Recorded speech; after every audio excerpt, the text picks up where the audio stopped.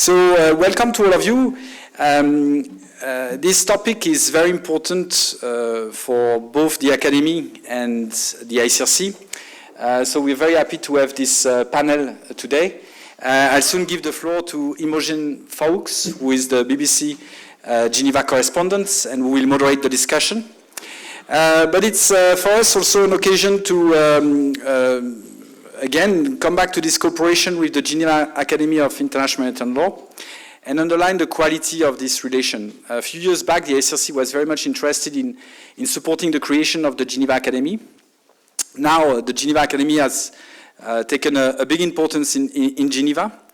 And very recently, some colleagues in the field who were preparing a confidential intervention in the Middle East realized that the four of them working on the same document were all in different countries, at headquarters in the different countries of the Middle East, were all graduates of the Geneva Academy, and they were all graduates of the same year of the Geneva Academy. And they were all working together on international humanitarian law issues, but not only on international humanitarian law issues. I think the quality of the teaching at the Academy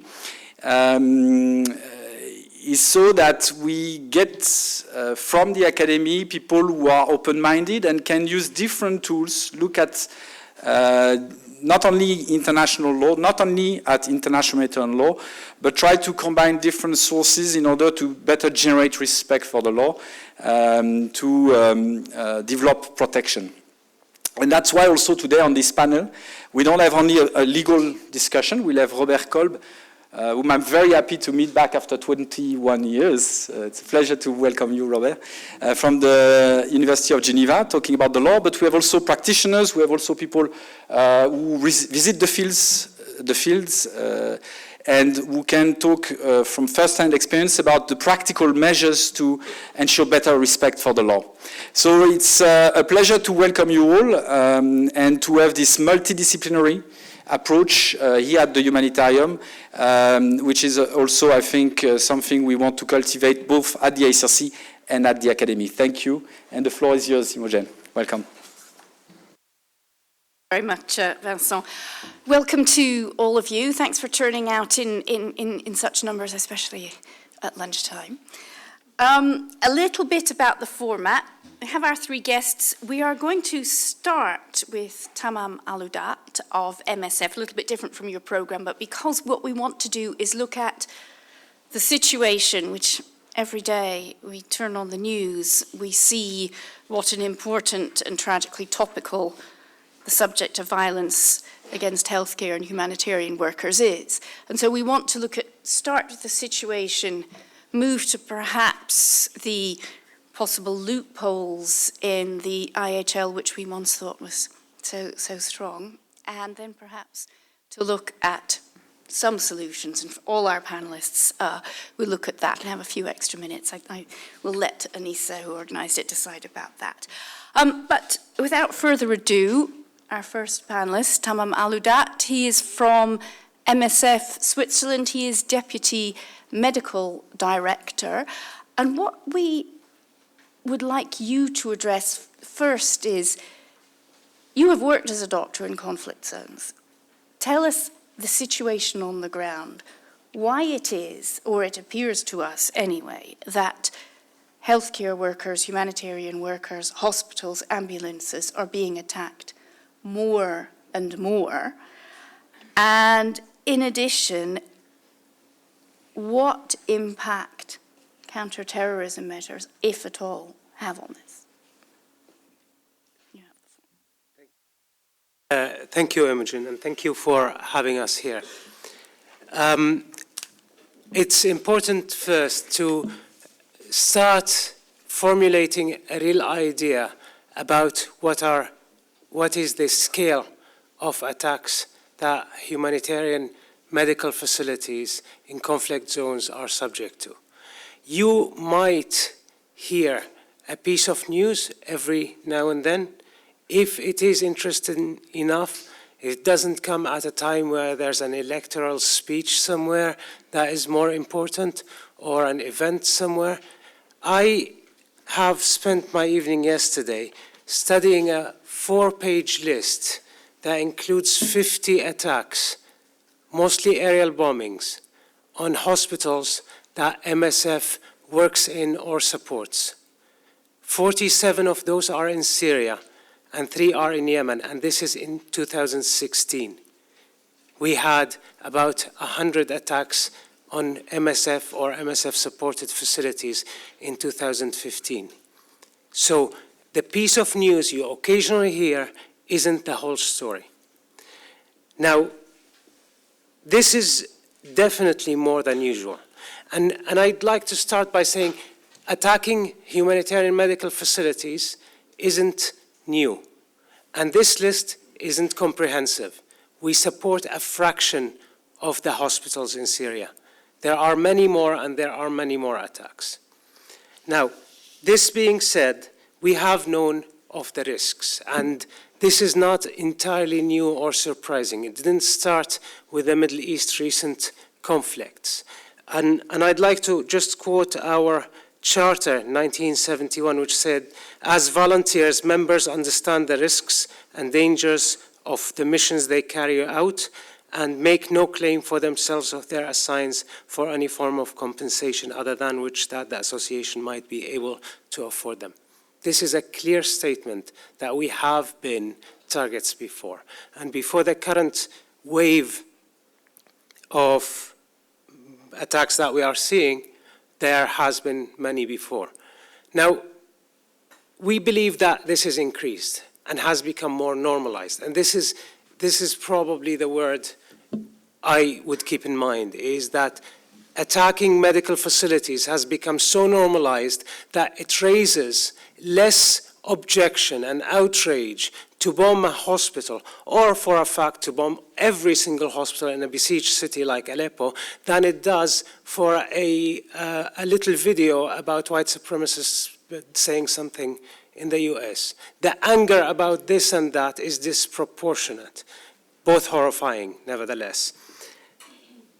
Thinking about it, why is it today that multiple attacks, aerial bombardments on hospitals that are clearly marked, clearly shared, and communicated with all belligerents in several countries has become something so common? And one could conceivably put it in several reasons. One is who's doing it, who's doing the bombing. And if you count from Kunduz in Afghanistan, where the US Air Forces bombed repeatedly an MSF hospital, killing dozens of people, to the attacks on Yemeni hospitals by the Saudi-led coalition that is backed by the West, to the attacks by the Iraqi forces on hospitals like Ramadi, Heath, Haweja, Tikrit. Tikrit Hospital had 560 beds before it was bombed. Now in Tikrit, the whole governorate has less than 60 hospital bed capacity. To Syria is, if you look at it, 2 of the UN Security Council members have been engaged in direct attacks, and 2 others have been part of coalitions that have allowed it, and nearly no one in the Security Council objected more beyond general words. And that's the accountability part. That's the second one. In the best of cases, we got, nowhere have we ever got an independent investigation as we have requested when Kunduz was attacked. In the case of, the best case, quote unquote, is when an internal investigation was done by the US forces after Kunduz and found human errors, to sum it up. The worst case is when the Saudi coalition did an investigation and found nothing wrong after having bombed the hospital. And the third takes us to the third point, where most of the attacks here are in complete denial. They aren't even acknowledged to have happened. And in Syria, if we listen to the official news, both the Syrian government or the Russian government, no aerial bombardment of a hospital has ever happened. The last point I think that is important to think about is the rest of us. the silence of almost everybody else when the attacks happen. And we know that when there are no consequences to an action, it's more likely to repeat. The silence that we have seen, the very dim and unimpressive reaction to repeated bombing to hospitals makes it more likely to repeat. The fact is, today we have many people still go. And I don't want to emphasize the role of expats of international organizations alone, because most of the people who are working in medical facilities in conflict areas are actually national physicians and nurses and medical staff. They still go and they still work, and they know that they are more likely to be attacked. Now, to answer the second part of the question, on the counter-terrorism policies, and here, you know, we used to be 10 years ago in struggling with the counter-terrorism policies. Today, we extended that to be struggling with the counter-terrorism rhetoric that isn't even a policy, but yet might have implications. I'm not a legal person, but I'll tell you how I've seen it affect us. What happened in Kunduz is one of the consequences of a long practice by the Western coalition that started by circumventing Geneva Conventions and going away from having fighters and applying the international humanitarian law into having a vague notion of enemy combatants where the international humanitarian law supposedly doesn't apply anymore. And that started a sequence of events. And I'll tell you something from the field, quoted directly from a colleague who was in Baghdad recently. A US commander, I think a lieutenant colonel, in the presence of personnel from the State Department and USAID, told, and I will quote, "We are gathered here, all of us, to combat ISIL or ISIS. He described them as non-humans, animals, and should be exterminated," and has quoted that, you know, it's the problem of civilians, they had a choice to leave. Now, besides the blatant misstatement that civilians had to leave, we have talked to many doctors and many medical staff in areas occupied by ISIS, and they didn't have the option to leave. Their families were threatened, and they would have been under severe danger. Other than that, we have heard the dehumanizing language towards one's enemies and how that could lead and has led in the past into acts of violence that are unprescribed by international law. The second one is to quote the law on counterterrorism in Syria. We have 4 laws. All of them are from 2012, after the rebellion started. And one defines terrorism, the other dismisses any civil servant who aids terrorists. The third is the punishment of kidnapping and ransom, and the fourth on counterterrorism court. All of it sounds logical until you know that everybody who's in the opposition is a terrorist. So when MSF works in opposition-held areas, we are aiding and abetting terrorists. That is less of consequence for us than for all the humanitarian medical workers in Syria who might try to help an opposition figure. Counterterrorism rhetoric and policies have direct effect, and there are many examples. On HPG's Humanitarian Policy Group paper on counterterrorism and humanitarian aid, there's an excellent example on Gaza where the mixture of counterterrorism rhetoric and military force has caused severe damage to the ability to provide medical humanitarian aid. The anti-terrorism policies are done by the belligerent. What is scary today is that rhetoric had extended beyond them.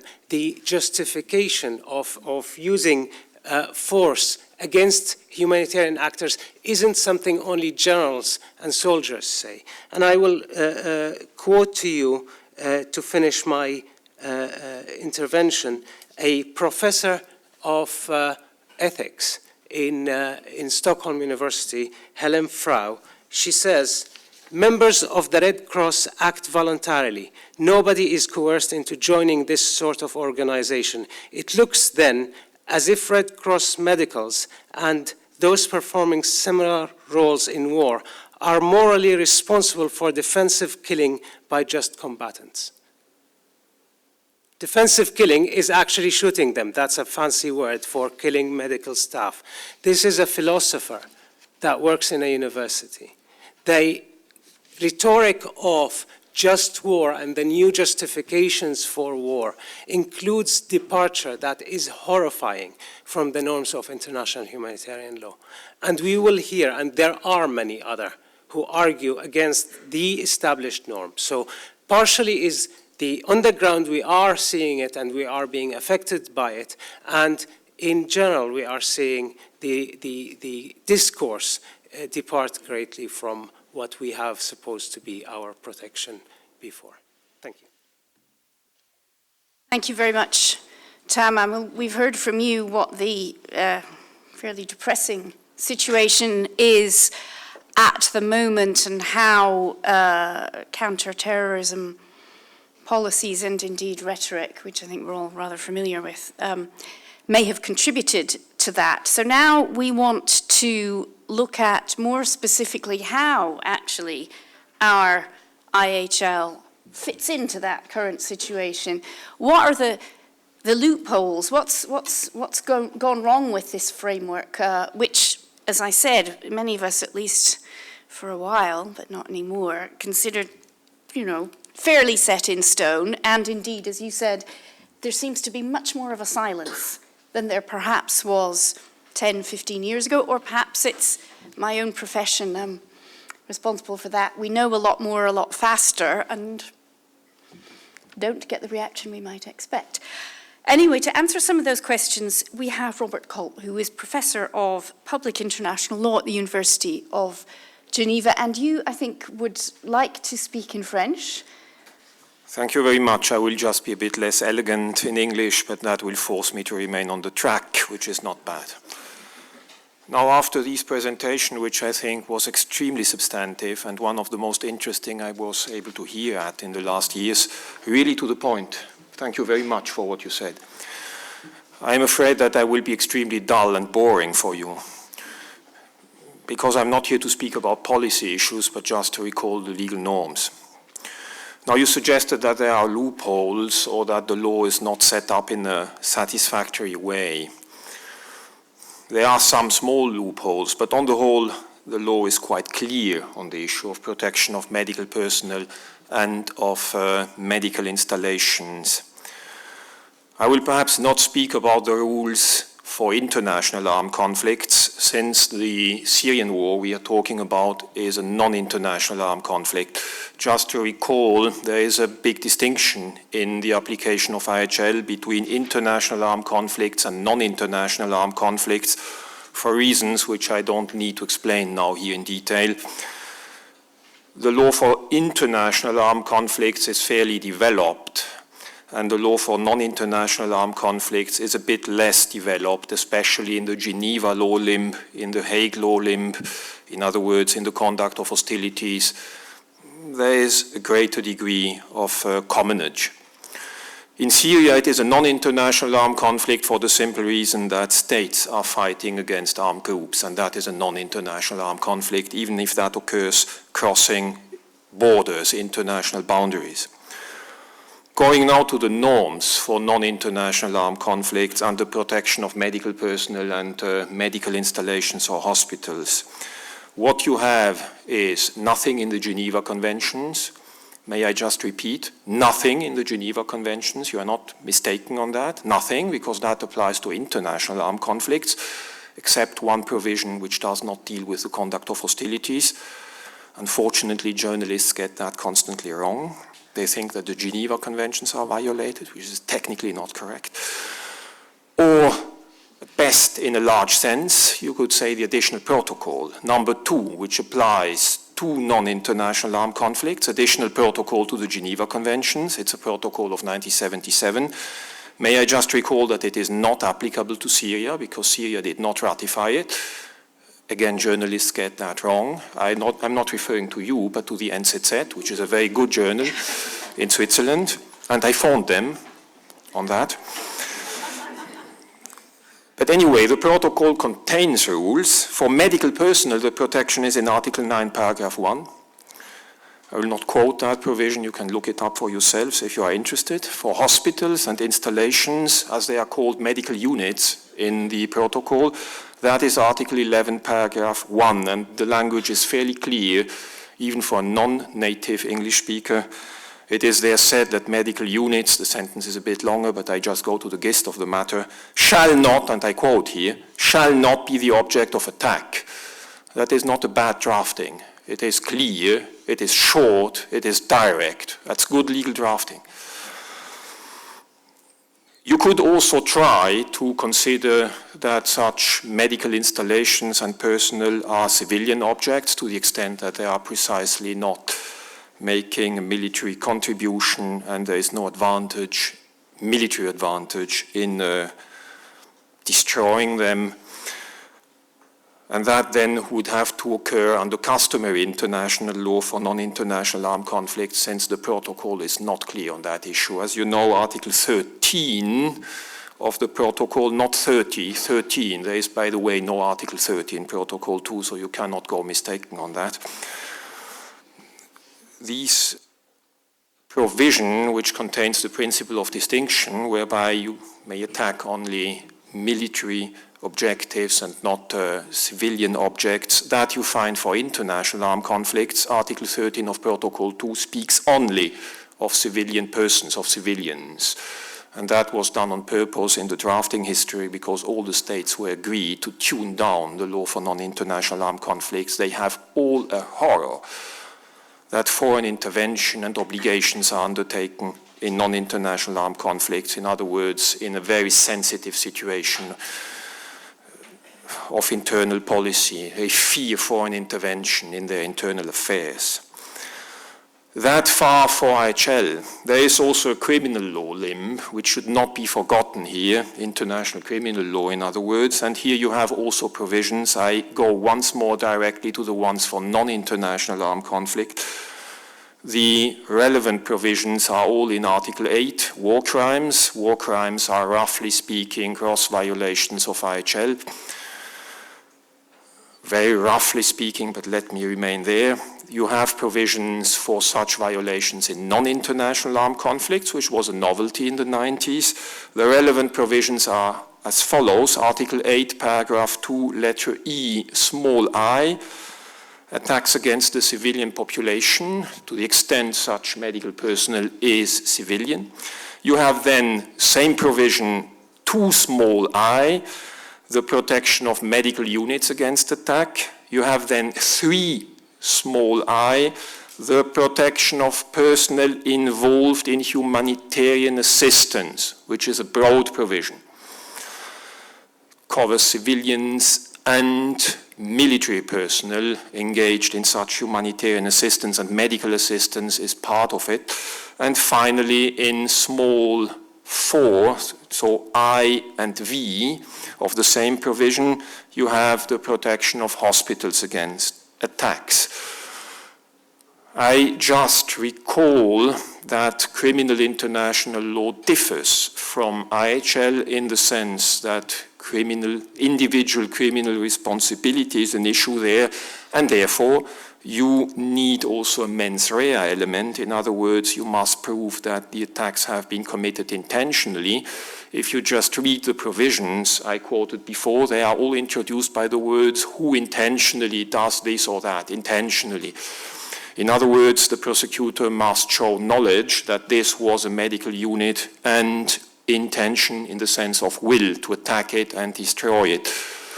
In IHL, things go farther than that. You have precautionary measures. All these discourse is in a certain sense reduced when you go to criminal responsibility.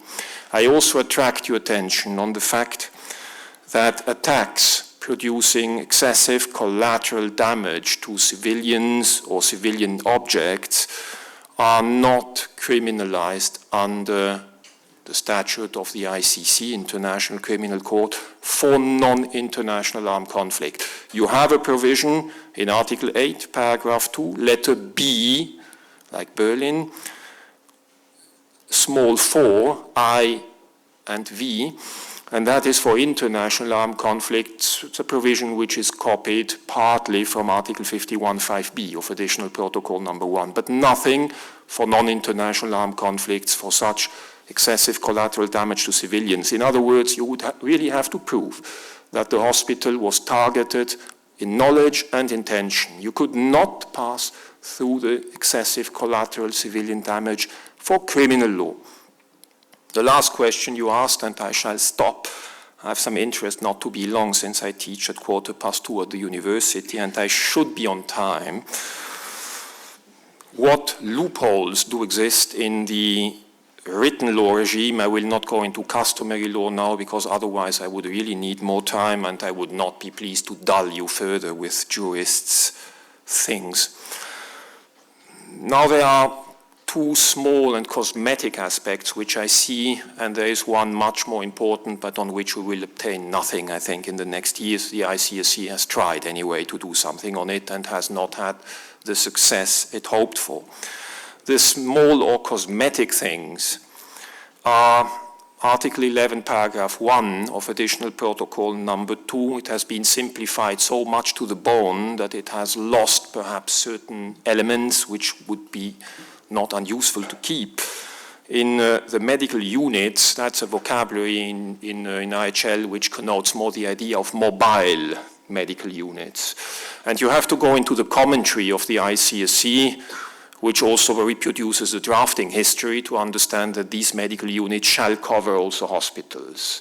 It would be perhaps better to say that in the text, but clearly we will not modify Additional Protocol 2 now on it. But anyway, in the commentary of the ICSC, page 1433, 1433, in the English version of the commentary, you have that precision that it covers also hospitals and not only mobile units. The second cosmetic change, a bit more than cosmetic, would be to alter Article 13 of Additional Protocol 2 and to align it finally on customary law and also on what should have been done in 1977, whereby not only civilian persons, but also civilian objects, of which civilian hospitals are part, could be protected. And the more important and more general reform, but that is a thing of legal policy on which I cannot say very much, is that we are talking about issues of enforcement of IHL, and the enforcement limb is always at the verge of weakness in international law because of sovereignty, but it is particularly verging on the no man's land of great weakness in IHL. The ICSC attempted to do something to have better monitoring and enforcement mechanisms, and as you know, the states are utterly disagreed to do anything of the type.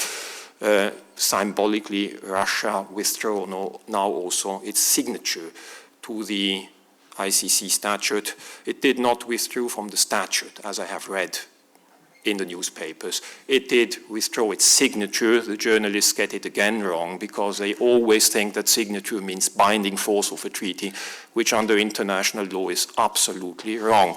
I apologize for not having been very gentle with journalists, and I give back the word to a journalist. Thank you very much. Thank you very much for Professor Colt, also for reminding me that in broadcast journalism, hand on heart, confess, we do tend to oversimplify international law, partly because usually we have 60 seconds to explain it. For the NZZ, there's no excuse. That's what I told. So we have had the situation, we've had the applicable law and a very useful outline of its strengths and weaknesses. And now to look at, I guess, to a certain extent, where we go from here, or what you're doing already. We have Babak Al-Naraghi. Now you are head of the ICRC's Healthcare in Danger project, which, if I'm not wrong, was launched in 2011. Is that correct? Because I know I had the privilege to travel with the ICRC in Colombia looking at what it means to not have access to healthcare in a conflict zone. Certainly brought home to me what, you know, if you're an ordinary family, an ordinary mother, what that means. So, questions for you, and I'm just going to have to remind myself, because they're at the top of my list, but yes. First of all, you have done reports on healthcare in danger. The main conclusions, findings, recommendations, this is what we'd like to hear from you. And from there, we hope to find some solutions. Hello to you all, and thanks a lot for having us. And back to the two panelists, it was fascinating listening to you. And Professor, your English is not dull at all. Actually, you're going to hear mine and compare who is the most elegant. Well, actually, we've been gathering around MSF. It was a month and a half ago, marking the 1 year anniversary celebration. Let's not say celebration, but yeah, 1 year anniversary of the tragic attack in Kunduz. And what we can all say is that a year has gone by since last year, and attacks are still happening. And not only in Syria, in Yemen, or in Afghanistan, but in many other conflict settings. Of course, we could report and throw figures and elaborate on facts regarding Syria and the situation today in Aleppo, and the fact that health facilities, ICRC supported ones or MSF ones, are well, damaged or not functioning for most of them. Same can be said as well of Yemen, when the ICRC just recently documented that since 2015, more than 160 health facilities have been damaged or have had to shut down, which means 1/4 of the whole well, facilities within the Yemeni health system. So it is outrageous, it is a sheer tragedy, and it is happening in other places in the world as well. Central African Republic, Libya, yeah, South Sudan, and not only aerial bombings or airstrikes, but violence, meaning threats, obstructions, and other types of impediments to access to healthcare. And well, this has to stop, clearly. There are no conclusive evidence, though, at this stage, and I'll have maybe here to nuance a little bit what I've heard from Dr. Tamam. No conclusive evidence that these attacks or this violence has increased or decreased. However, I mean, an attack against healthcare is always one too many. So, yeah, I mean, over the past years, there's been a lot of attention and visibility given to violence against healthcare, thanks to the work that has been done by MSF, by the WHO, by other actors. Here, if yeah, we were to think about what are the aspects that we should maybe explore a bit further, is that we still do not have grasped yet the full dimension of what are the real motivations and what are the real dynamics behind these attacks. That's a very difficult task, and it's a phenomenon which is very, which is not easy to capture. And I would say as well that a lot is being done in well, giving visibility, drawing attention, raising awareness, as one might say. And now maybe it is time to shift a little bit the focus and highlight, well, solutions or approaches that can help improve the situation. Not, of course, brushing out the fact that well, these tragedies and the violence should always be brought to the fore. So if I were to look back and see what we can maybe retain, or three main aspects that we could retain from this Red Cross and Red Crescent initiative, which was launched back in 2011, and the ICRC is one of the leading players within this initiative. I would say that firstly we've gained knowledge and data as well about the nature of the violence, and you were referring to an ICRC study which was released last year, which was analyzing and basically violence which had been documented in 11 countries 3 years in a row. And well, the main aspects were that, as you referred to, Dr. Sama, the local health workers are the ones being mostly victims of those. I got not to mention, of course, the patients and the beneficiaries. So these going against maybe the preconceived idea that only international humanitarian actors are the ones being hit. This report as well was very much trying to highlight that the long-term consequences of these attacks and the devastating effect that they can have over a whole health system.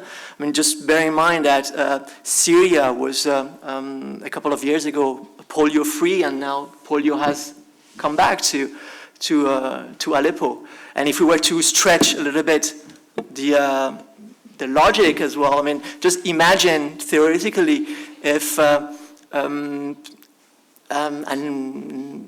outbreak of something akin to Ebola was to be reported in today's Syria with the mass displacement and with the total outbreak of the health system. I mean, this is something which is of concern to all of us, which is violence against healthcare in a place like Syria should be of a concern to all of us, because it can have a direct effect on our daily life. So in this study, more than 2,400 incidents were documented. 2,400 incidents, 11 countries, 3 years in a row. So that makes it 2 incidents a day. So striking, and this study really helped us to bring the attention, along with other main partners to this initiative, bring focus and attention to how tragic violence against healthcare can be. And we know that MSF has been as well conducting studies recently. WHO has been releasing as well lots of data and documentations around that thematic aspect. The second maybe point is that now we can clearly see that the issue has become a priority in the global agenda. I just want to be able here to refer to a series of resolutions which have been passed in a set of multilateral fora, starting with a resolution which was passed in December 2014 at the United Nations General Assembly level. A year after, a resolution on healthcare in danger, which was adopted at the Red Cross and Red Crescent International Conference. That was December 2015. That was followed a couple of months later, so we're referring here to May the 3rd this year, by resolution which was adopted at the highest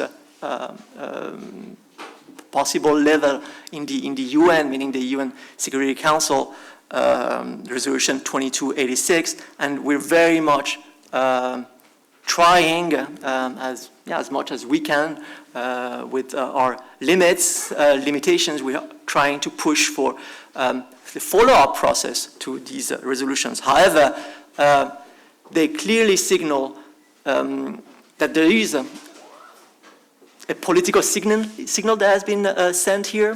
These international instruments and resolutions, they do create obligations, and they offer a framework, a guidance for states and other actors to follow. And these resolutions clearly reaffirm the fact that IHL is the universally agreed upon framework for the protection of the medical mission and assistance to wounded and sick in the conflict setting. The third point, and maybe my last point, would be about the mobilization effort and the fact that now we need to change gear and give attention to concrete actions on the ground.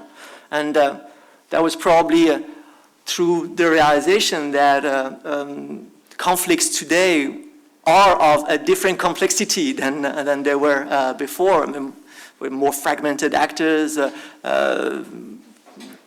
They occur in urban settings more and more. They're more chronic and protracted. The media attention and the social media are playing a strong role as well. Well, through that realization that we thought within the Red Cross and Red Crescent movement that something needed to change, maybe a new approach needed to be explored. And this is when we explored the idea of launching this new collective initiative, building a coalition of actors, so not necessarily led by the ICRC or any other ones, but rallying those willing to contribute to improving security and delivery of healthcare. So within the Healthcare in Danger initiative, there are many professional health organizations which are gathering, and these organizations, so I mean, for instance, WHO, the International Committee of Military Medicine, the World Medical Association, the International Council of Nurses, many of them, they represent more than 30 million practitioners in the field, and MSF is very much part of the Healthcare in Danger initiative as well. So this coalition of actors gathered and sat down with experts of various fields, legal advisors, state representatives, and through a series of expert workshops on very specific thematic issues related to violence against healthcare, specific practical measures were formulated, were crafted, and in the phase that we're in within the initiative, we are very much busy trying to make sure that these recommendations are translated into concrete actions. They are customized to specific context, and they are upheld by the main actors on the ground. Well, I'm not going to go through the variety of those measures. I could, if you wish, maybe at a later stage during our discussions. They're all, by the way, encapsulated in a variety of tools and publications. One of them, which was released just a couple of months ago, is called Key Recommendations, and there are more than 40 of them that would very much invite you to have a look at. so they embrace the military practice, what the state armed forces could do in order to improve protection of healthcare. Same with non-state armed groups and the role they can play in safeguarding healthcare. The normative framework is covered as well. The roles and responsibilities of healthcare personnel. Same with national societies. The preparedness and safety of healthcare facilities as well are having specific recommendations within this publication. Now, but maybe the one way that would be maybe my concluding remark here is about the impact. What kind of an impact this initiative has had in the past years? That's very difficult to measure, as we can, I guess, all agree here. First of all, very difficult to, basically draw a concrete causality between any preventive measure and the behavior of state armed forces or non-state armed groups. That's quite difficult to quantify and to identify. Second is, I really have the feeling that we're just at the beginning of this journey, and what this dynamic is in need of is a sustained and long-term effort, and we shouldn't just take for granted that that respect for IHL is going to be the cornerstone and the kind of is going to solve the problem. I was just reading yesterday an article about the fact that for the first time this year, and after years of I would say good news about it, there's been a 75% increase in casualties related to anti-personnel landmines. So meaning that it has to be a continuous effort, and we cannot just take it for granted. So maybe I'll stop here, and I want to thank you for giving me the floor here. Okay, thank you very much, Babak. We have one final question for all our panelists, then we'll open it to the floor. And because I want to give you as much chance as possible, this final question here, I'm going to roll my own into it because it's similar, is what measures could we take to ensure better implementation? I was very interested in what you said about that we can't take respect for IHL for granted. I'm thinking about this, I've spent the last week in Britain and was reminded again that the political discourse is changed. And I get the sense, and I'd be interested to see what you think, that it means the goalposts about respecting IHL are shifting. The idea of universality doesn't seem to be as accepted or understood by ordinary people as much as it used to be. You do hear quite regularly, or I have, the idea that these laws are applicable if our opponent respects them too. And that is becoming, well, it would be my question perhaps to you first, because you do see it on the ground and you addressed that a little bit, and then I'd like to turn to you, Professor Kolb, about implementation. Again, I mentioned that there are those who do it and those who are silent about it. And not being overly optimistic about those who do it, at least the rest of us might as well speak out. And this is not happening. This is not only on attacks on hospitals, because this is one element. And as Ali said several times, this is only one element of the harm. You know, the intentional attack on health facilities or health workers is one. But if you look at the health indicators in protracted emergencies, the fact that we have collapsed health systems. If you look at Congo, one of the last places where we have measles outbreaks on a regular basis, war is attack on health before anything else. And that is important to keep in mind. And we need to talk about it. We've been insistently talking about the attacks on hospitals because we have a momentum that we might capture, hopefully. So this is one thing. And the second one is to understand that we are at risk of humanitarian assistance becoming a bad word. It's slipping out from being something that is universally appreciated into something that is vilified on a regular basis, whether intentionally or not. And you look today, the Minister for, talking about the UK, the Minister for UK aid speaks openly that maybe we should cut international assistance unless it serves to open up trade deals.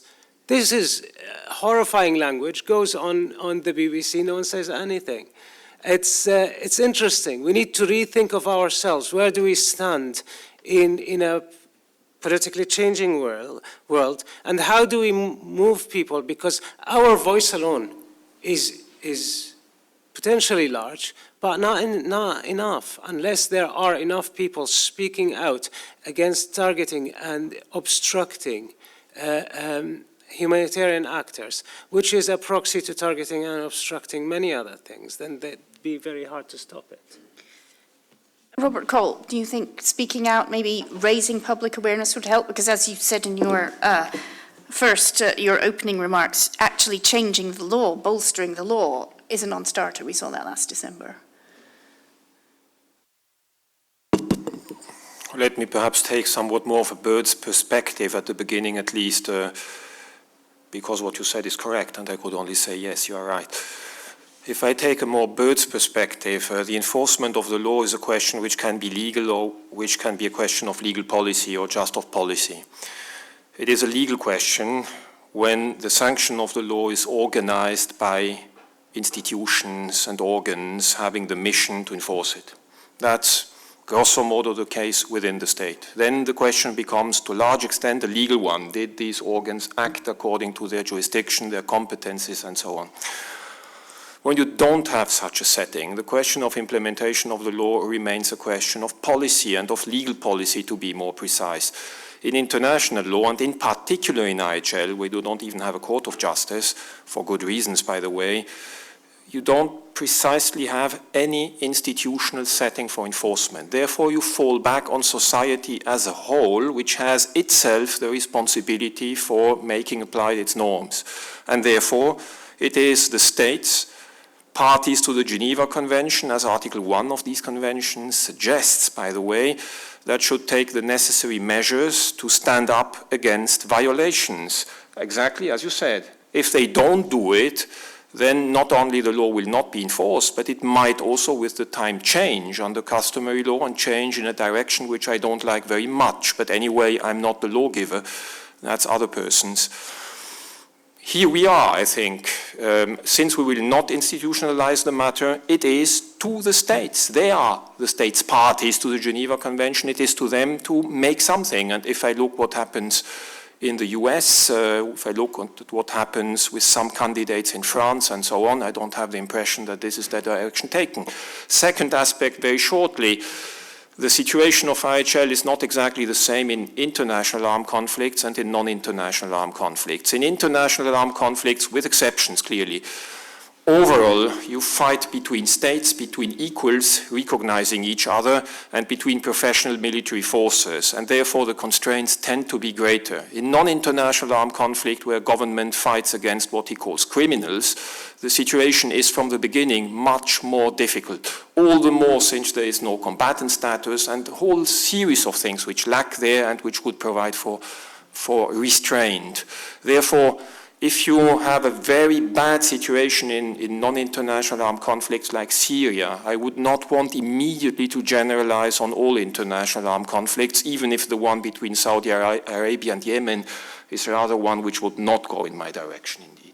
So I'm not going to enter into specifics of the law. I have many colleagues here, legal experts, who could help me out, actually. Now regarding IHL, well, not news that it is violated. It has been violated before. It is still happening. However, what we could say is that today, where courts, tribunals are referring to IHL in producing judgments, that treaties are more and more ratified. The question is about implementation and compliance, and here is where the difficulty lies. And well, the ICRC is trying its best at ground level in its dialogue with mainly state authorities to make sure that IHL is being complied with, is being integrated within the national normative framework. A lot of work is being done with the IHL committees at national level, and in a couple of weeks, actually, of days in Geneva, there will be a universal conference of all IHL committees, and violence against healthcare is going to be one of the 3 themes that those committees are going to work on during the 2-day conference. So yeah, I mean, it's very much challenging. However, the ICRC is playing its part in trying to support better implementation and compliance with IHL. Let's have some questions from the floor then. Rudy Konings from the World Health Organization. Both Taman and Ali have hinted at the effect that attacks on healthcare have. And my question is actually for Professor Kolb, because we at the World Health Organization are very much concerned about people being deprived of healthcare and women dying in childbirth because the C-section that could have saved their life is not available anymore. So what about the right to health, as a basic human right, and as a right that is inscribed in the World Health Organization Constitution that has been ratified, signed by 194 member states? How can we use the right to health in this discussion? No, it's not that I'm not sympathetic to your cause, but when you have already massive bombings of medical units, then the right to health is still a bit further aloof in the preoccupations of that state. You can obviously use that right as you can use all other legal tools, but the question is always the same. Who stands up for it? Who makes the necessary pressure for it? Who intervenes for it? Who has an agenda which takes sufficiently account of that issues? And that is a political issue on which I'm not particularly competent. That the right applies during the times of armed conflict is now settled, that it has its core meaning is settled, but we return to the question of implementation. Recently, I've heard a very radical opinion about the issue in question, and I would try to reproduce it, and I'd like to ask your opinion about it. So the idea goes that nowadays the nature of the wartime healthcare is completely different from what was envisaged by Henri Dunant at the end of the 19th century. So the idea was that after the Battle of Solferino, he saw these wounded people who couldn't even leave the field, and he thought that they should be treated and cared for. And this was the underlying premise for the humanitarian law for 150 years. But the problem is that at that time, those wounded didn't represent anymore any danger to the belligerents. So the armies have left, and the only time when they would be able to come in into action once again would be in months or in years. While now in Afghanistan, in Syria, or wherever else, you have these frontline hospitals by neutral organizations, which often in the rebels-controlled areas, where they treat everyone, including the rebel fighters. And what's going on now is that you collect these wounded fighters, you fix them, and in a month, now it's a matter of weeks or months that they can go into action once again and fight the government. And to say that you are not aiding or abetting them is a kind of little bit hypocritical for me. Not for me, but according to this idea, I wouldn't say that I completely share it. But I think it's a kind of provocative and thought-provoking. So, and the question is that maybe it's better to abandon frontline hospitals now and take passive precautionary measures in order to establish these hospitals outside frontline zones and evacuate the wounded there, instead of having hospitals in the middle of military facilities. Thank you. I've got two questions, and I was just saying fascinating presentations, particularly by you, Dr. Tamam. An observation and two questions. The first question, is MSF continuing to pursue an independent investigation of the attack on the Kunduz hospital? If it is, can you say a little bit about how it's doing that? The observation leading to a question, and it's not necessarily to you alone, but are those who are looking at this issue looking at what's happening and has happened in connection with efforts to end torture and looking for the positive and the negative lessons? And the reason I say that is, just as Dr. Al-Naghi described, there are a lot of organizations out in the world working on the very detailed technical issues, police interrogation, tribunals, and the like. But let's go back to the war in Iraq and the Bush administration basically legitimizing torture, making it state policy, and Bush writing an autobiography in which he admits it was state policy, and the Senate Intelligence Committee, its executive summary saying it was state policy. And at some point, it becomes a political issue. It becomes an ethical issue. It becomes those holding power cross an ethical line that should never have been crossed. And yes, the technical issues, and yes, the judicial accountability are important, but at some point in time, we've got to take it back to ethics, perhaps, and say there are lines that cannot be crossed and must not be crossed.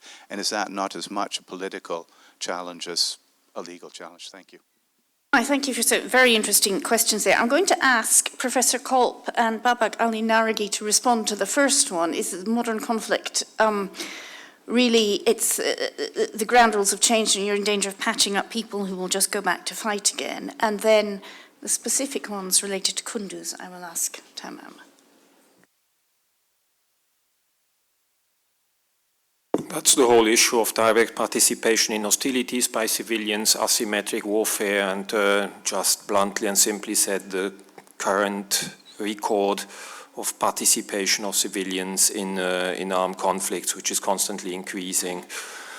However, if you give up the protection for civilians, then the whole Hague Law part, at least, so the rules on the conduct of hostility will fall together, because it then means that you can attack simply everything. If you can attack military objectives, which is already true, and then you can also attack civilians on many pretexts and reasons, then that means you can attack everything, because there are only military objectives and civilians in armed conflict. There is nothing else in the logic of IHL. But that is really a problem, indeed, this blurring of the lines between the militaries and the civilians. IHL was traditionally based on a clear-cut distinction. Here the militaries, in other words, the combatants who are entitled to fight, and on the other hand, the civilians who are innocent in the sense of the Latin term, not non-nocens, they do not harm, and therefore they remain aloof from the armed conflict, and are protected for that reason. This line is not true anymore in the 20th century, and it is not true today, especially in non-international armed conflicts, where, by the way, you don't even have, technically speaking, combatants. You have fighters, but not combatants in the technical sense. So that is indeed a concern, but I don't see an easy solution. Don't see an easy way out of the quagmire. Your suggestion to evacuate the people, there I'm not specialized indeed. That's a question which you will address, I guess. But probably it will not be possible to evacuate all the time, because you know that evacuation is not always possible, that there are people who must be taken care of immediately, otherwise they die. And so I don't think there is an option to have always evacuation. It would be too easy if that always worked. But it's rather your question, I think. It strikes me as extremely difficult if you have a hospital in Aleppo. Were there one? Had, yes, were there one still in existence, and somebody comes in with a gunshot wound, you're hardly going to say, I'm only going to treat you if you promise not to go back fighting again. I mean, as far as I understand, that's not how it works. I mean, I think that your question touches upon the core foundations of what I've said humanitarian principles are made of, and the first one, the two strongest ones being principle of humanity and impartiality. Humanity being that any life matters, and reason why assistance should be given to those in need, and impartiality in the fact that we do not want to discriminate and pay attention to the ideological, religious, ethnic background of any of those we try to assist. And we're talking about wounded and sick, and basically people no longer taking part in fighting. And to me, relocating, for instance, a facility in another location, another zone, then you would miss opportunities for assisting civilian population as well, and those endangered locations. So, yeah, the reason why we do not distinguish between combatants and civilians. We bring assistance to all. May I add just one sentence to your specific question? The issue of he will combat again is not an issue for the medical personnel. That's an issue for the belligerent, and the belligerent is entitled to arrest civilians who have engaged in hostilities without having the right to, and he can therefore also intern them and he can sentence them. But it's not an issue for the doctor. The doctor is not about speculating if that person continues. The doctor is there even to treat enemy military personnel, all the more civilian enemy personnel. You were asked specifically about the investigation into the bombing of Kunduz Hospital, and also about about ethics. Perhaps you'd like to address that, because you did quote something rather worrying from a professor of ethics at the start. Because this applies actually from. Obviously, the example you give is a theoretical, almost a sophist argument. It's based on a very reductive, simplistic model. And obviously your friend who suggested it has never seen war or humanitarian aid. Evacuating hospitals and leaving populations, or evacuating populations. Let's evacuate Aleppo today and hand it to the people who are besieging it. Isn't that aiding and abetting a part of the conflict? Okay. Treating someone because they might be healed and fight again. Let's not treat kids because they might grow and fight on one side or the other. This, you can get to reductio ad absurdum endlessly in sophist arguments. We have very clear, you have a humanitarian imperative and a very clear rule. I do not allow guns into my hospital, ever. But once someone comes without a gun, they get to be treated. with all the nuances that come. And the question on torture is very important and interesting. In our specific case, we do not investigate. We have a significant difference, for example, with the ICRC is the way the ICRC advocates and the way we advocate. We are much more noisy, but with a very clear distinction. We only speak out when we have witnessed and the effect has happened with our patients. So in the absence of investigation, we might know about stuff and cannot talk about them. But on the other hand, Libya is a good example because the first, and this serves this as well, because we were brought patients who were tortured and then we treated them. And then the second time the same patients were brought tortured, we pulled out because there was nothing we could do that isn't complicit. And this is where complicity becomes an acute issue that is related to the context and related to the situation you're in. As for Kunduz, we are still asking for it, however unlikely it is to happen. The US authorities have conducted their own investigation, which has found some defects. The President Obama called our president and apologized on the phone. Doesn't make it any better, to be honest, because you cannot set a standard by which anyone can be the judge and the jury. And we've seen that with the Saudis almost instantaneously after, because the American investigation found something wrong, the Saudi investigation found nothing wrong, and then the bombing in Syria were denied entirely. So yes, for all intents and purposes, as unlikely as it is, this is our line in the sand, practically. Thank you. I want to thank, my name is Rania. I am from the mission of the Syrian Arab Republic to the UN, Geneva. And I listened tentatively to this very interesting talk. I want to thank the organizer. We are speaking about a very important topic, violence against health workers and humanitarian workers. I think it's important before we say how to deal with it. We need to have really very reliable resources of information, evidence-based about the targeting of hospitals or humanitarian workers or medical workers. Let me speak about reliable sources of information when it comes from the ICRC, when it comes from the WHO. But when it comes from NGOs working illegally during the border of a state member to the United Nations, they are violating international law, violating the charter, violating the national law. How come I accept information stating that this and that and that and that happened? Anyway, as I said, reliable, evidence-based information about these targeted hospitals and health workers. And I'm speaking about the case of Syria, because MSF doesn't work in Syria legally. And this is very important. I take what ICRC will present, I will take what WHO will present, I will take any organization working legally in Syria and their information, evidence-based, and it will be under investigation for sure. Thank you.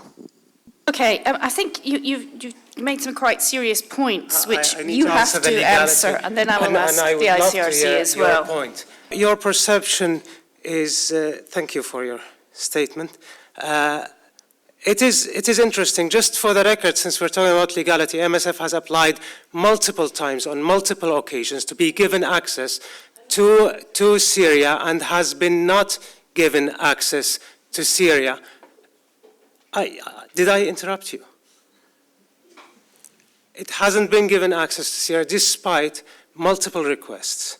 The truthfulness of our or other statements isn't depending on your acknowledgement of our state of access there. But however, there are multiple reports by the UN. Stephen O'Brien has talked repeatedly about targeting health facilities in Syria, and to my knowledge, the UN is legally in Syria. So it's important. However, I'm not here to debate the accuracy of those. There are plenty of evidence out there, and people will make their judgment. The ICRC has been involved in Syria since the very beginning of the crisis, of the conflict, and is working under tremendous challenges and obstacles. One cannot say that the situation is getting any better in Syria. However, dialogue exists with the parties involved, and it's true that our approach, as Dr. Taman was underscoring, it is not to specifically comment publicly on the situation, even though against our, I would say, traditional working habits. We've been going out a lot about Syria in the past few years. So yeah, a challenge and assistance as far as we can is being brought to the populations in need. I think that compared to, for instance, last year, where only on a handful of occasions we were allowed to cross front lines. Well, this year we can report that more than 100 times have we been able to bring assistance and cross border, and this is in a total open and transparent dialogue with the parties to the conflict. Still, obstacles and challenges are vivid for the ICRC and for the national society in Syria. It's unfortunate the lady from Syria decided to leave before her question was fully answered. Maybe highlights some of the challenges raised in this whole discussion. Last word to Professor Colvin. I should be summing up, but I wanted to respond to the argument that the presence of MSF is contrary to international law, which you heard some minutes ago. How to say, the legality issue of MSF working on Syrian ground is an issue of Syrian law, because Syria can decide who may work on its territory or not. That has nothing to do with a violation of international law, first of all. And second, you can also not say that MSF is intervening in internal affairs, because that is a private organization, it is not a state. Therefore, the norm which applies for non-intervention in internal affairs applies to foreign public authorities dependent on the state. Therefore, the statement is just utterly wrong, and it is really an excellent statement which shows to you that diplomats and some other persons sometimes have great troubles to make correct qualification under the law. Okay, well, it just rests, yes. That's what I was about to ask for. Thanks to all three panelists for what I think is a really lively debate. Thank you to all the questions. I think we really covered a lot in just over an hour. Very important subject, and I'm sure we will all go home thinking more about it, and I will try really hard now not to confuse ratification with signature. Thank you.